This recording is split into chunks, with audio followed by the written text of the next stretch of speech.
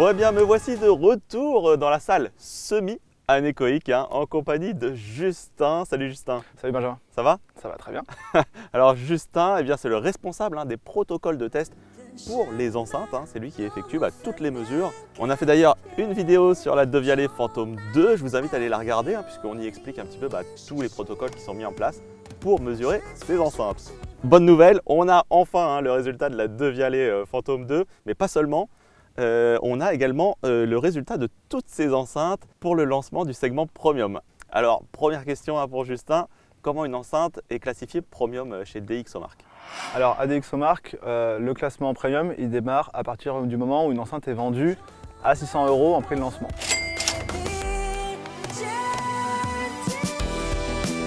Donc alors on va présenter quand même les combattantes qui sont dans l'arène. Donc on a la Devialet Phantom 2, la Cabas Pearl Akoya, la formation Wedge de Bowerson Wilkins et la Muso 2 de Neim. Alors la première chose qu'on voit, c'est évidemment elles ont toutes une taille et une esthétique complètement différentes. À savoir que ici dans les laboratoires de DxOMark, eh bien l'esthétique ne rentre pas en compte dans l'évaluation des enceintes. Exactement, donc nos scores se concentrent principalement sur la qualité audio. On laisse l'aspect visuel, poids, taille, couleur, connectivité aux soins de chacun de choisir quelle enceinte s'intègre mieux dans son salon ou dans sa salle d'écoute. Et aussi en fonction des fonctionnalités, qu'est-ce qu'on a besoin ou qu'est-ce qu'on n'a pas forcément besoin sur chaque modèle. Bon écoute, c'est parti pour le battle Justin. Je te propose de voir ensemble les usages puis les performances et on termine sur une petite écoute comparative. Allez, c'est parti.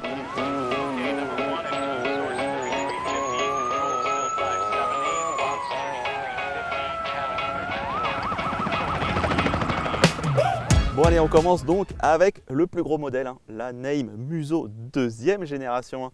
Et oui, elle a subi quelques évolutions depuis la première, quelques évolutions esthétiques et aussi le son qui a été retuné par Focal depuis leur alliance entre Neim et Focal.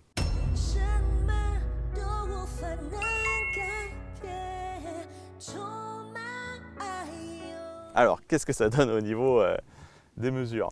Alors il y a une chose qui ressort particulièrement de cette Neim Muso 2, c'est la largeur de la scène stéréo. Alors oui, c'est une enceinte seule, mais de par son format et de par sa conception, on a vraiment une largeur de scène stéréo qui est vraiment très large. C'est la plus large des enceintes premium qu'on ait testées.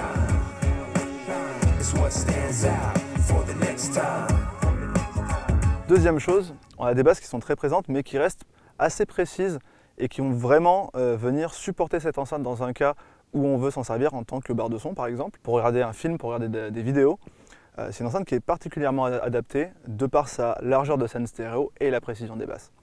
Là où c'est pas forcément la meilleure des enceintes, c'est au niveau de la balance entre les graves et les aigus. C'est une enceinte qui sonne assez sombre, qui va un peu manquer d'extension dans les aigus.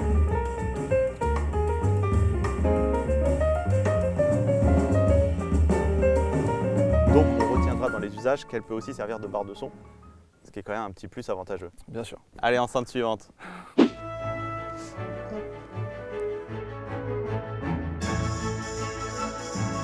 Bon bien, revoici la Devialet Phantom 2 dans sa version blanche.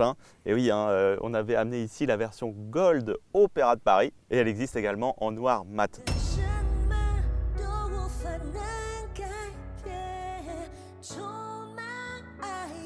On avait déjà un petit peu vu ensemble toutes les mesures et tout ce qu'elle donnait au niveau usage. On refait le petit point rapidement avec Justin.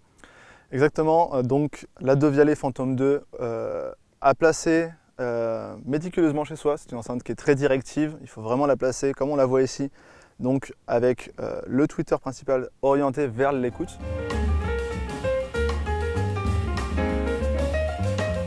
C'est une enceinte qui s'en sort très bien à volume modéré, surtout sur des contenus dynamiques, comme du classique ou du jazz. Un manque de basse qui se fait ressentir dans la majorité des cas.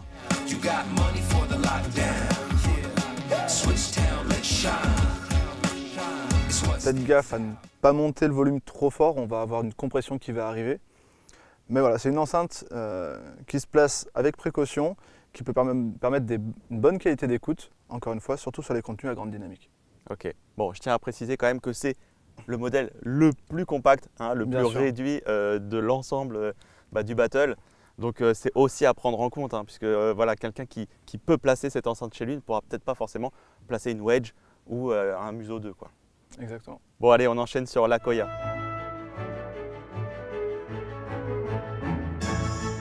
Et voilà, mise en scène de la Pearl Akoya de Cabas. Alors là, je suis particulièrement content parce qu'il faut savoir que l'année dernière, on avait justement fait un battle entre la Pearl Akoya et la Reactor de Devialet. Elle s'appelait Reactor à l'époque, maintenant c'est la Phantom 2. Mais on l'avait fait voilà, d'un point de vue perceptuel avec un expert des magasins Cobra. Et bien voilà, c'est le match retour avec les vraies mesures acoustiques en chambre anéchoïque. Et là, je trouve ça trop cool. Allez, c'est parti pour la petite Akoya.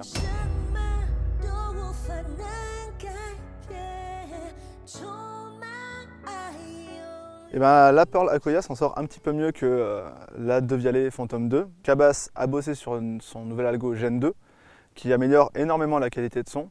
Donc on a un vrai gain avec la dernière mise à jour qui apporte une dynamique plus précise et une balance tonale bien meilleure avec des aigus qui sont vraiment très propres et des médiums qui sont bien maîtrisés.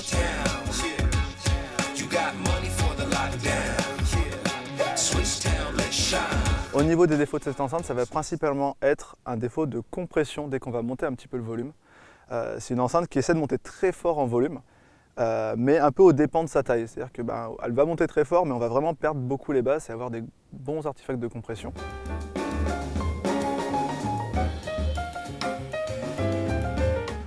Cependant, à volume modéré, c'est une enceinte qui performe vraiment très bien. Donc, celle-ci, on est d'accord, avec les mesures, elle fait mieux que la Devialet. Avec le nouvel algo Gen 2, oui. Bon, bah allez, c'est parti, on enchaîne sur la dernière. Allez, c'est parti.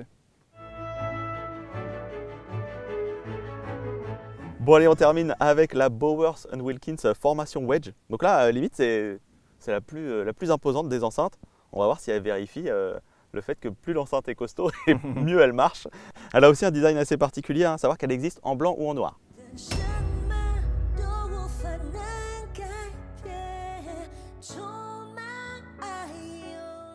C'est une enceinte qui s'en sort vraiment bien dans la majorité des situations. Un équilibre tonal vraiment bon, une précision qui est aussi très bonne, que ce soit dans les aigus comme dans les basses.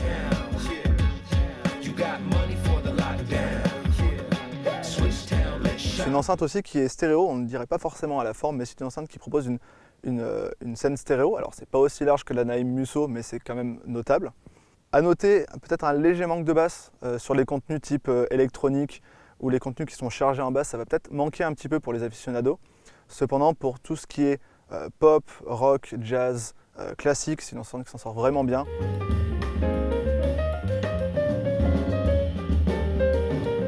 Bon, bah, je te propose de se faire une petite écoute comparative. Allons-y. Allez, c'est parti.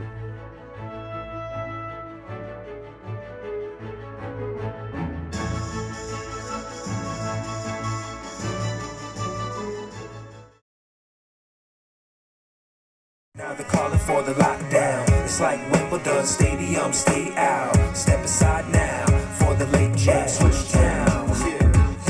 You got money for the switch towns. You got money for the lockdown. Switch town, let's shine. It's what stands out for the lockdown. It's like Wimbledon Stadium, stay out. Step aside now for the late jam. Switch towns.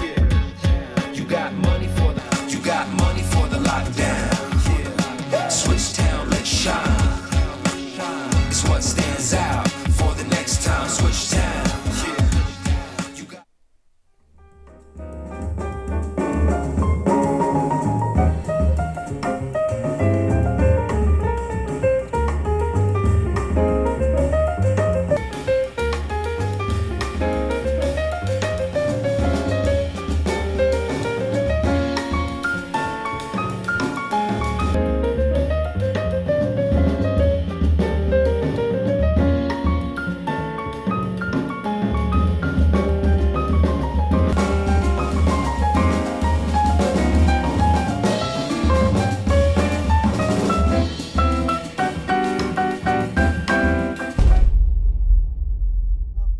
Bon bah voilà, le battle des premium speakers les potes. Merci beaucoup Justin pour toutes tes analyses. Bon alors, le classement maintenant. La Devialet, enceinte très compacte qui s'en sort bien, compte tenu de sa taille assez réduite, à placer avec soin chez soi et surtout sur des contenus à grande dynamique. D'accord, donc dernière position. Dernière position. Très bien, on enchaîne. Suivi de l'Anaim Musso 2, qui est une enceinte qui est plutôt dédiée à ceux qui apprécient un niveau de basse assez confortable ainsi qu'une largeur de stand stéréo assez bonne. On va plutôt préférer la brancher à sa télé pour avoir une expérience vidéo, on va dire, complète.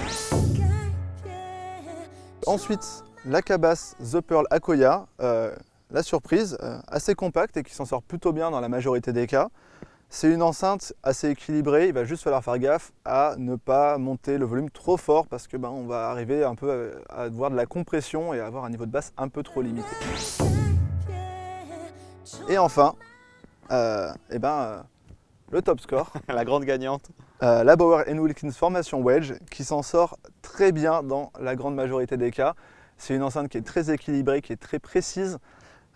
Seul petit défaut pour ceux qui affectionnent particulièrement la musique électronique, un léger manque de basse, mais c'est quelque chose qui est très clair et c'est notre recommandation. Alors moi je voulais juste ajouter, parce que bon, c'est vrai que je m'attendais un petit peu à ce résultat, c'est pourquoi j'ai amené sa petite sœur, parce que bon, évidemment, nous dans les magasins Cobra, on conseille, lorsqu'on est intéressé par ce type de produit, de les acheter par paire pour se faire une vraie écoute stéréo, pour gagner en spatialisation.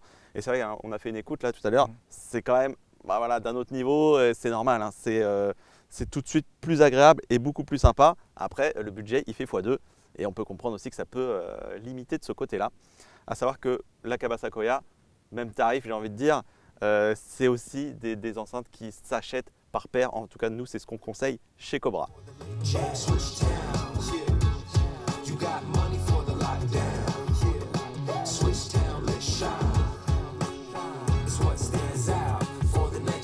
Voilà, donc finalement, c'est la Bauer & Wilkins Formation qui remporte la ceinture des premium speakers. Grosse surprise. Voilà, si vous voulez la détrôner, envoyez vos challengers directement chez DxOMark. Si vous avez des idées en commentaire, n'hésitez pas. Si vous possédez aussi l'une de ces enceintes et que vous voulez en parler, c'est le moment d'échanger là-dessus. À savoir que bien sûr, les notes qui sont obtenues, ce n'est pas forcément ce qui vous plaira le plus.